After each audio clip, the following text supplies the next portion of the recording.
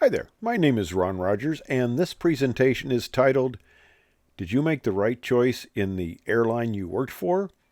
You'll only know that at the end of your career. Now, when I was very young, being an airline pilot was a really cool thing. Airlines would take out ads in Life and Look magazines, full-page ads, talking about just how great the pilots were and what made our airline great because our pilots were great. Airline pilots were virtually treated as gods back then, and it was it was a cool profession. And you had a lot of choices. If you wanted to smoke Camels in the cockpit, well, you probably wanted to work for TWA. If you wanted to read Playboys, probably work for Continental, I guess. I don't know who does that anymore. And they took out ads talking about how, the flight crews are making sure it's comfortable and celebrities come fly with me. He even sang about it. So, couldn't get more romantic than that, right? So, when I decided to get out of the Air Force, it was who was I going to fly for? Well, of course, they were all the same, so it didn't really matter, but I lived in Iowa City, Iowa, and Cedar Rapids, Iowa was the close airport, and they had United Airlines and Ozark Airlines that served there. And actually, when I was growing up in Iowa City, small little airport, we actually had United DC-3s that came in there and Ozark F-27s that came in and landed at Iowa City. So we actually had airline service, but the major airline service was up at Cedar Rapids. Okay, well, United just impressed me as a cool airline. And Ozark, not so much. And I once flew on American, and the pilot made a very bad landing. So, as a young kid, I decided, well, I obviously don't want to fly for them, right? Yeah, that's the way to make a decision. Well, of course, looking around, there's TWA, Trans World Airlines. They flew all over the world. United flew the United States, and it flew Hawaii. Okay, not quite as exciting. All right. Well, just to cover all my bases, there's these Braniff people. Well, okay, why not? It's regulated, so there's no problem with who you fly for. They're all good jobs. The salaries are all great, and nobody's going to go out of business because it's all regulated. Well, funny thing, that changed quite a bit. So I sent off applications to all sorts of airlines. One time I was down Los Angeles Airport, and I just walked around all of the little airline counters there, and they all had applications, so I just picked up one. And Freddie Lakers was one of the last ones I picked up, and I kind of looked at that and I go, nah, I don't think I want to fly for Freddie Laker. And if you even remember who that guy or airline was, you're as old as I am, most likely. So I sent off applications, and pretty much right away, Braniff, good thing for me, of course, because, Braniff didn't do very well. They didn't even want to interview me. Wow. Well, TWA, I interviewed with them, and I first interviewed with United Airlines, and they did a two-part interview. And the first part went well, but I was still waiting to hear because, it seemed to went well to me. But if they liked you, they called you back for a second interview. But they hadn't called me back yet, and I got an interview from TWA. And they do kind of a one-shot thing. So I came there, I went there. The interview didn't seem to go very well for me. Had a kind of a nice captain and a nasty captain. And it was a very hostile type of interview, and it obviously didn't give me a very good feeling.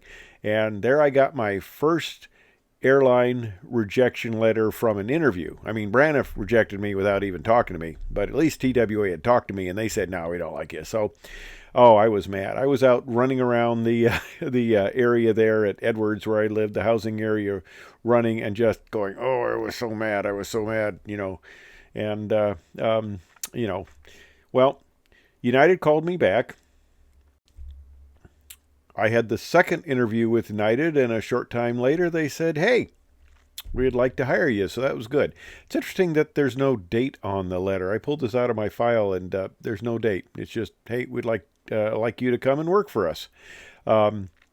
It wasn't even addressed to me from the looks of it, maybe the main envelope. So it must have been kind of a foreign letter. But I am getting ready to leave Edwards Air Force Base.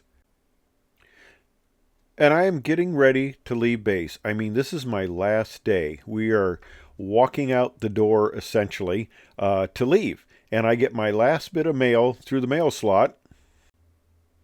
All right, so this letter from American Airlines comes inviting me for an interview. Of course, this letter is dated well after the letter that says, hey, you've been hired for United Airlines. And of course, United Airlines was my first choice anyway, so I decided to take it. But you always wonder, would it have been better or worse, one airline or the other? And you can only know that when you finally retire. So I went out to the training center and hey, things were going great. They're hiring $500 a year for the next 5 years and you'll be a co-pilot in 2.5 years. So, oh boy, that was all exciting. Everything was going great. Well, that was at the start of my training, which lasted a total of 6 weeks. I went through the 27 school and then that was 4 weeks. And then I went through the coveted 737 second officer school. Yeah, that's a story in itself, of course. So mine was 6 weeks. A class actually junior to me graduated and went to the line. And things were getting worse. Well, people started to furlough. Well, United Airlines will never furlough. Yeah, believe that. And guess what? The day before I was to graduate, in fact, there was this course I had to take. I was the junior guy in the class. It went by age, so I was the last one to take the course, and I had to take it the next morning. The other guys finished that day, and in fact, they were gone. They had graduated. They're going to the line. And I got a call that night that I was being furloughed right out of the training center. So I didn't go to the line. I wasn't an official airline pilot. In fact, it was a while before everybody in my class even knew that I had been furloughed, the only one out of the class furloughed. They stuck on there, and they didn't get furloughed almost a year later. But I actually got bought back for a short while on a leave absence agreement, and then I got furloughed. Okay, so I'm furloughed.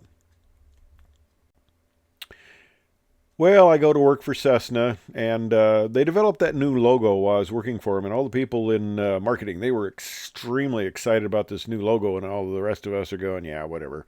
And then I worked for Boeing, and I worked for Boeing in flight test, and I also worked, I became lead engineer in the microwave technology group, and there's me standing next to a test facility testing an antenna, and that's my United Airlines coat there that I'm wearing. They let me keep my brown coat and uniform that I was furloughed. So that went on for 4.5 years, 1,692 days, but who's counting? And then I get my, well, come on back. We were just kidding. We want you to come back. And they were all excited. Of course, it had been more than a year since they started the recalls. And the first guy, the first class that came back, Bill Traub came in personally to meet him. They had dinners with executives. It was great. Of course, I am in the last class, and now I get a videotape of the head of the training center, Bill Traub, going, it was, the tape wasn't even running well, been played so many times. And that was my welcome back, even though I had been one of the longest out because I was 10 from the bottom of the seniority list. Well, I'm back. It's 1985. It's a good time to be back, right? No, it's not a good time to be back. We were going out on strike. And, of course, later in my career, they declared bankruptcy, and that took my pension away. And, yeah, I know the violins are playing here. I still end up pretty well. I don't have any complaints. It'd been nice to have that pension, but, things happen. I got $500,000 worth of ESOP stock that isn't even good to take as a loss. So, fun times at Ridgemont High. What are you going to do? So, we got this strike.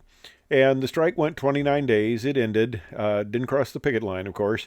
And, we're out walking the dog. And I say to my wife, I said, if this doesn't get better, between the furlough, coming back, the strike, if this doesn't get better, because the contract lasted for 3 years. And I said, in 3 years, if we go through this again, forget it. I'm going to go back and be an engineer. Well, fortunately, things ended up working out pretty well. But I came back as a second officer. Then I upgraded to co-pilot on the 37, and now I'm a co-pilot on the 727.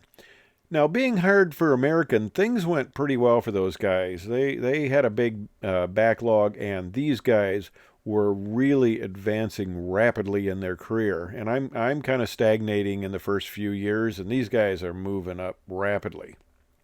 And American Airlines 727 takes off in front of us.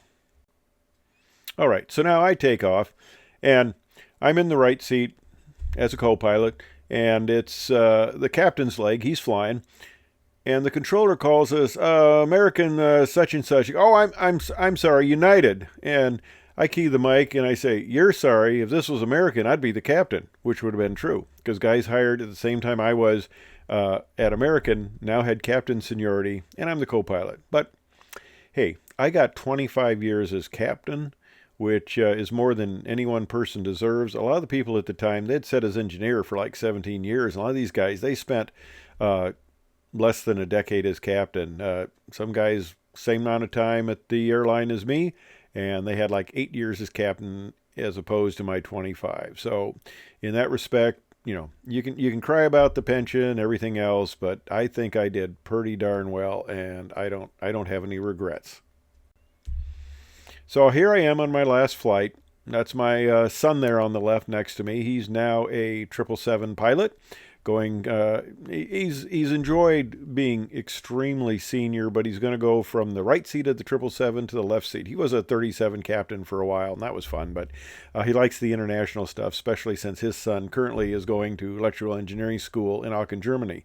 I was an electrical engineer. My son went into chemical engineering, and now his son is an electrical engineer. So I tell him, it skips a generation. And there's my purser, the head flight attendant on my last trip. And I miss working with the people. That was probably the best part of the job. I love flying the airplanes, of course, but I miss working with the people. They were just fantastic, great people to work with. So there's my last takeoff out of Maui. They do a water cannon salute, and the sun was just at the right angle, so it ended up being a rainbow. So that was really a cool picture. So I got through. I started out in the Air Force, went to the airlines, flew the airlines, and now have flown just over 50 years. So here I am at the end of my career. I get the Wright Brothers Award, signed by Orville and Wilbur, which is pretty amazing how they did that. I went through the Air Force. I went through the airlines. I do my civilian flying. I did flight test at Boeing and Cessna. I did all these things and survived 50 years without any sort of incident or thing like that, or at least that they know of. Anyway, so I got through that. So I'm pretty happy. I can't complain. Losing the pension, all that ESOP stock, all the things, I had a great career. I can't complain. And I actually didn't kind of keep track of how I would have done at American, which would have been, I guess, the real comparison, but I don't care. I had a good career. I can't complain. I had a great time, worked with great people, and in the end, it did work out. You never know at the start, because there's a lot of pilots that came to work for us that had been with other airlines, TWA, Pan Am, other good airlines, and they ended up not having good careers. So I was just extremely fortunate and blessed. So I hope you enjoy this story. Thanks for watching.